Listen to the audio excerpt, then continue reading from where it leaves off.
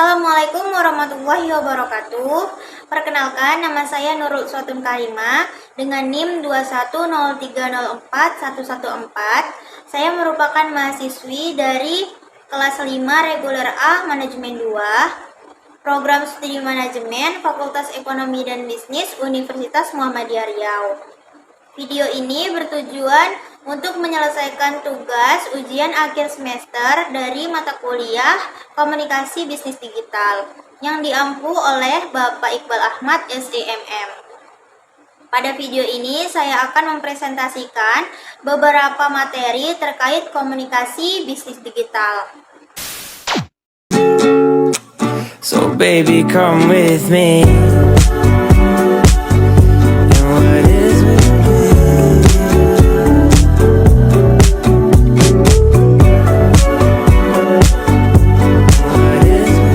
Universitas Muhammadiyah Riau atau sering disebut dengan UMRI. Kampus ini terletak di Jalan Tuanku Tambusai Ujung. Berikut adalah gedung Kiai Haji Ahmad Dahlan sebagai gedung rektorat dari kampus Universitas Muhammadiyah Riau. Di dalamnya terdapat lobi administrasi, ruang rektorat, ruang aula, dan juga ruang perpustakaan.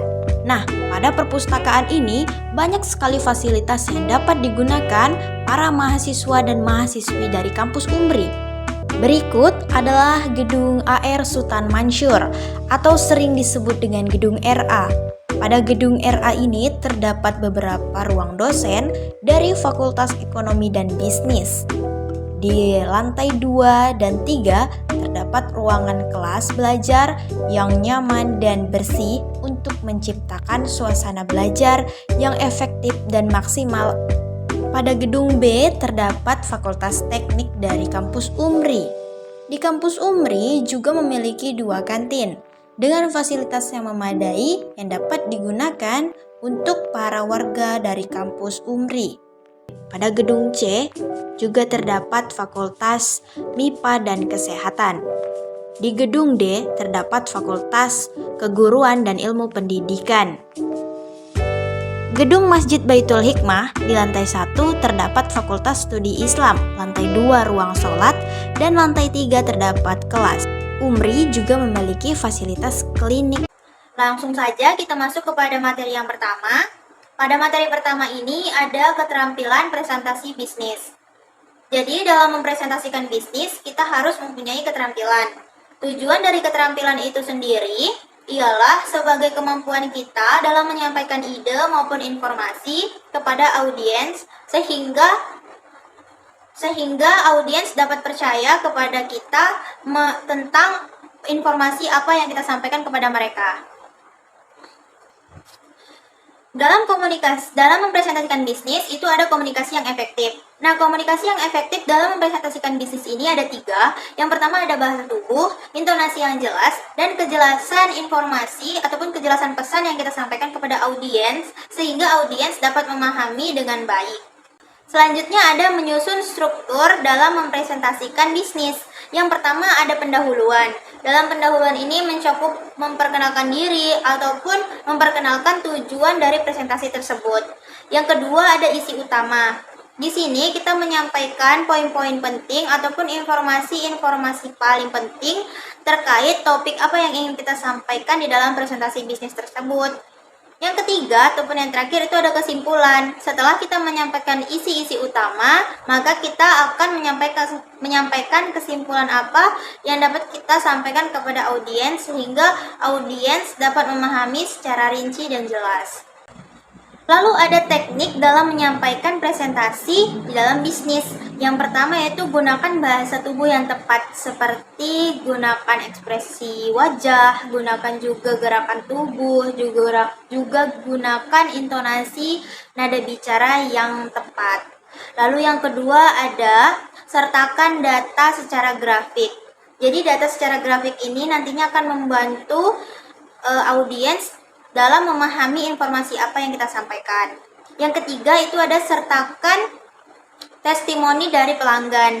Nantinya ini bertujuan untuk menimbulkan kepercayaan audiens terhadap manfaat dari produk ataupun layanan kita. Dalam presentasi bisnis sendiri ada penggunaan visual. Penggunaan visual dalam presentasi bisnis ini menggunakan visual gambar, visual video, maupun media-media lainnya. Hal ini untuk menarik perhatian audiens dalam memperhatikan kita sebagai pemateri dalam presentasi bisnis. Nah, selanjutnya ada cara mengatasi rasa gugup dalam mempresentasikan bisnis. Yang pertama yaitu menyiapkan diri dengan baik, lalu yang kedua adalah latihan yang cukup, dan berfokus pada pesan-pesan yang ingin disampaikan kepada audiens. Selanjutnya ada menyampaikan presentasi bisnis secara profesional, yaitu dengan cara menyampaikan presentasi bisnis dengan menguasai pengetahuan ataupun informasi yang terkait dengan topik yang akan dipresentasikan kepada audiens. Selanjutnya, materi yang kedua yaitu komunikasi interpersonal dalam kelompok. Komunikasi interpersonal itu sendiri ialah merupakan komunikasi ataupun percakapan yang dilakukan dua orang ataupun lebih secara bertatap muka maupun melalui media telepon sehingga menimbulkan timbal balik. Lalu ciri-ciri dalam komunikasi interpersonal ini yang pertama adalah menggunakan bahasa informal maupun formal. Yang kedua, menggunakan media tertentu seperti telepon, ponsel maupun email. Yang ketiga, dilakukan oleh dua orang ataupun lebih. Yang keempat, secara terbuka dan komunikatif. Efektivitas komunikasi interpersonal itu adanya keterbukaan, adanya empati, adanya sikap mendukung, dan adanya sikap positif. Selanjutnya ada komunikasi dalam kelompok. Kelompok sendiri itu didefinisikan sebagai sekumpulan orang-orang di dalamnya yang mempunyai tujuan yang sama. Lalu komunikasi dalam kelompok itu sendiri ialah percakapan antara dua orang ataupun lebih secara tatap muka yang mempunyai tujuan yang searah. Di dalam komunikasi tersebut membicarakan informasi yang sudah ada, menjaga diri, lalu pemecahan masalah, dan lain-lainnya, di mana anggotanya juga mengetahui karakteristik dari anggota-anggota lainnya secara tepat. Klasifikasi kelompok itu terbagi menjadi dua, yaitu kelompok primer dan juga kelompok sekunder. Kelompok primer ini merupakan kelompok yang mendalam dan luas, sedangkan kelompok sekunder ini yang merupakan kelompok yang terbatas. Bentuk-bentuk komunikasi dalam kelompok ini dibagi menjadi dua, yaitu ada komunikasi kelompok besar dan ada komunikasi kelompok kecil. Fungsi komunikasi dalam kelompok yang pertama ada fungsi hubungan sosial. Yang kedua ada fungsi pendidikan. Yang ketiga ada fungsi pemecahan masalah ataupun pengambilan keputusan.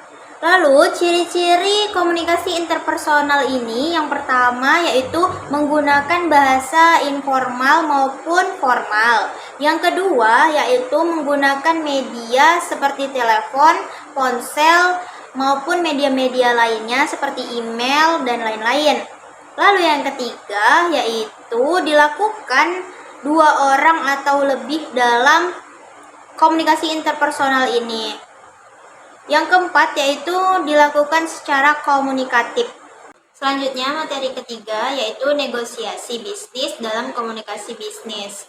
Negosiasi itu sendiri merupakan kesepakatan kepentingan yang dilakukan antara dua pihak ataupun lebih, di mana masing-masing pihaknya itu berupaya untuk menyepakati kepentingan dari masing-masing pihak tersebut.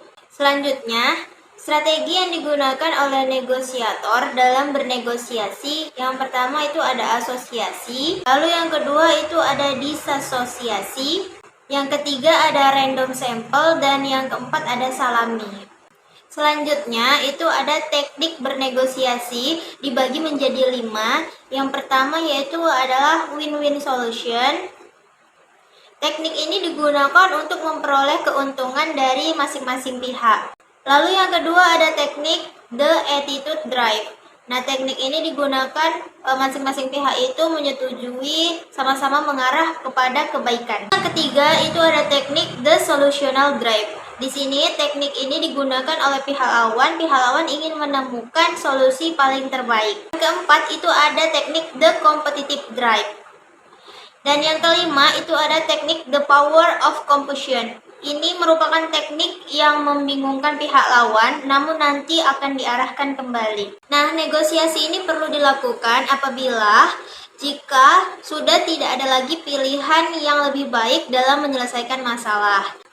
Namun, negosiasi ini juga tidak perlu dilakukan apabila kedua belah pihak itu akan merugikan ataupun merusak pihak-pihak lainnya. Ada 4 langkah dalam bernegosiasi. Yang pertama yaitu menghindari atau meminimalisir kata tidak kepada pihak lawan dalam bernegosiasi. Yang kedua, menggunakan berbagai perspektif. Ketiga, upayakan suasana itu terus-menerus mengarah ke pemecahan masalah secara bersama. Yang keempat, kepung pihak lain dengan menggunakan data-data yang akurat. Apabila perlu, sodorkan dengan ide-ide alternatif lainnya sebagai opsi dalam pemecahan masalah dalam bernegosiasi. Materi keempat yaitu etika dalam komunikasi bisnis. Pengertian etika itu sendiri yaitu etika berasal dari kata Yunani yaitu ethos yang berarti tentang watak, kepribadian, sikap seseorang ataupun perasaan seseorang. Nah, etika ini berperan untuk mengetahui benar ataupun tidak benarnya seseorang dalam bersikap. Juga dapat mengetahui sekelompok orang ataupun karakteristik orang bermoral ataupun tidak bermoral. Etika juga berperan guna mendorong ataupun mengajak setiap individu untuk bersikap kritis dan bersikap rasional dalam mengambil sebuah keputusan. Etika juga berperan terhadap masyarakat, yaitu untuk mengembangkan masyarakat menjadi lebih tertib, damai, dan juga lebih taat kepada peraturan-peraturan yang ada. Selanjutnya ada etik dan etis. Antara etik, etis, dan juga norma ini adalah istilah yang tidak bisa dipisahkan dari etika. Jadi setiap tindakan-tindakan perilaku yang berunsurkan etika itu juga merupakan tindakan-tindakan yang bersifat etik dan etis. Ada macam-macam etika, yaitu yang pertama ada etika deskriptif dan juga etika normatif. Etika deskriptif ini sesuatu etika yang untuk meneropong ataupun melihat mengenai sikap ataupun perilaku seseorang yang disebut dengan bernilai. Sedangkan sikap normatif itu sendiri merupakan sikap ataupun pola ideal yang seharusnya itu dimiliki oleh setiap manusia. Faktor-faktor yang mempengaruhi perilaku itu ada 3. Yang pertama yaitu tabiat atau pembawaan diri. Yang kedua itu ada akal pikiran. Dan yang ketiga itu ada hati nurani. Faktor-faktor yang mempengaruhi pembentukan etika itu ada faktor internal yang berasal dari dalam diri kita sendiri. Dan yang kedua itu ada faktor eksternal yang berasal dari luar diri kita seperti keluarga, pendidikan, lingkungan, dan lain-lain. Secara umum, etika juga digolongkan menjadi 2, yaitu etika umum dan juga etika khusus. Ada 4 hierarki tentang etika. Yang pertama itu ada moralitas pribadi, dan yang kedua tuh ada etika profesi, yang ketiga tuh ada etika organisasi, dan yang keempat itu ada etika sosial. Nah, di dalam perusahaan, biodata perusahaan itu dapat dilihat dari etika kerja karyawan dan juga prinsip dasar perusahaan, ada juga etika bisnis perusahaan, dan yang terakhir itu ada filosofi perusahaan atau penerapan dalam etika bisnis. Yang pertama itu ada menyebutkan nama klien dengan baik, yang kedua yaitu menepati jam ketemu dengan tepat, lalu berdiri saat berkenalan, tidak segan untuk mengucapkan terima kasih, dan yang terakhir yaitu membayar tagihan rapat. Manfaat etika bisnis dalam perusahaan. Ketika perusahaan sudah memiliki etika bisnis, maka klien ataupun mitra bisnisnya juga merasa dihargai dan juga menciptakan citra perusahaan yang terkenal beretika ataupun bermoral, lalu juga menjadi peluang sebagai perusahaan yang dapat menjalin hubungan-hubungan bisnis dengan perusahaan-perusahaan lainnya. Lanjut ke materi yang terakhir yaitu ada teknologi digital dalam komunikasi bisnis, di mana teknologi digital itu merupakan teknologi yang tidak lagi penggunaannya itu dilakukan oleh manusia, tetapi dengan cara otomatis berbasis komputerisasi dan formatnya juga terbaca oleh komputer. Apa situs jejaring sosial? Yang pertama itu ada Facebook, Twitter, WordPress, Blogger, dan yang terakhir itu ada MySpace. Manfaat mempelajari teknologi informasi dalam komunikasi bisnis digital yaitu memperoleh serta mengenal apa itu definisi dari teknologi informasi di dalam komunikasi bisnis digital. Dan juga mengerti alasan penggunaan teknologi informasi dalam komunikasi bisnis digital. Lalu yang terakhir ada mengerti tata cara penggunaan teknologi informasi dalam komunikasi bisnis digital. Nah, kelebihan dari teknologi informasi dalam komunikasi bisnis digital ini yaitu data yang terkirim dari tempat lain ke tempat yang lainnya itu tidak terpengaruh oleh cuaca yang buruk. Karena data berbentuk transmisi ke dalam signal digital. Berbagai tipe sistem komunikasi juga dapat digunakan. Biaya perawatan juga lebih rendah karena lebih praktis dan juga lebih stabil. Kekurangan dari teknologi informasi dalam komunikasi bisnis digital yaitu adalah kesalahan yang mungkin dapat terjadi ketika mengubah sinyal dari sinyal analog ke digitalisasi. Kemungkinan tercurinya data digital yang penting seperti nomor rekening ataupun data-data pekerjaan perusahaan. Membuat ketergantungan yang berlebihan kepada penggunanya, yang dimana dapat menghambat kemampuan empati dan kemampuan sosial secara nyata. Baiklah, itu tadi penyampaian beberapa materi terkait komunikasi bisnis digital. Saya mohon maaf apabila dalam penyampaian materi ini ada beberapa kesalahan informasi ataupun ada beberapa kesalahan kata kalimat yang saya sampaikan. Kurang lebihnya saya mohon maaf. Saya akhiri. Wassalamualaikum warahmatullahi wabarakatuh.